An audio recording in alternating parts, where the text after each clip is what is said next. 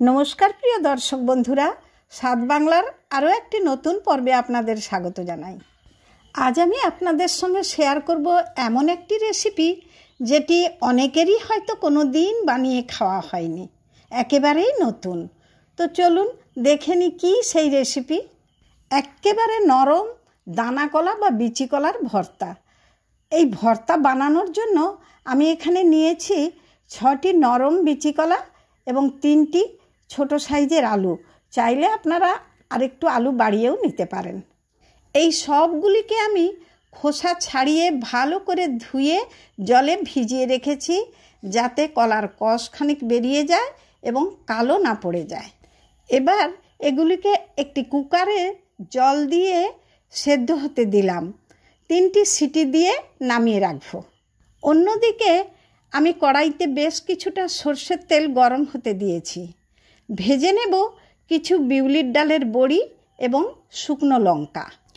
তেল হালকা গরম হলেই বড়ি দিয়ে দিচ্ছি যেন ভাজা হয়ে যাওয়ার পর বড়ির ভেতরে ভেতরে তেল থেকে যায়, তবেই বড়ি ভাজার স্বাদ ভালো হয়। দিয়ে দিলাম কয়েকটি শুকনো লঙ্কা। মিডিয়াম ফ্লেমে ধীরে ধীরে এই সব একসঙ্গে ভেজে নিয়ে এগুলি তুলে রাখলাম। এবার কিছুটা তেল কমিয়ে নিয়ে দিয়ে দিলাম 2টি বড় সাইজের কুচনো পেঁয়াজ। পেঁয়াজকে নেড়ে চেড়ে অল্প লবণ দিয়ে ভেজে নিচ্ছি। 4-5 মিনিট ধরে সোনালি রং করে ভেজে পেঁয়াজগুলি তুলে নিলাম। ততক্ষণে বড়িগুলি একটু ঠান্ডা হলে একটি হামানদিস্তায় দিয়ে একটু হালকা হাতে গুঁড়ো করে রাখলাম। ভাজা লঙ্কাগুলিকে মুচমুচে থাকার জন্য অল্প লবণ দিয়ে রেখেছি, সেইগুলিকে হাত দিয়ে গুঁড়ো করে রাখলাম।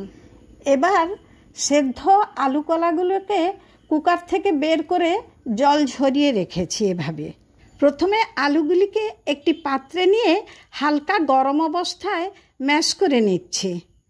এরপর কলাগুলি দেখুন একেবারে নরম, ভেতরের বীজগুলি ছোট ছোট এবং সাদা সাদা। এগুলিকে একটু হাতে নিয়ে চেপে চেপে এভাবে অতিরিক্ত জল বের করে নিচ্ছি।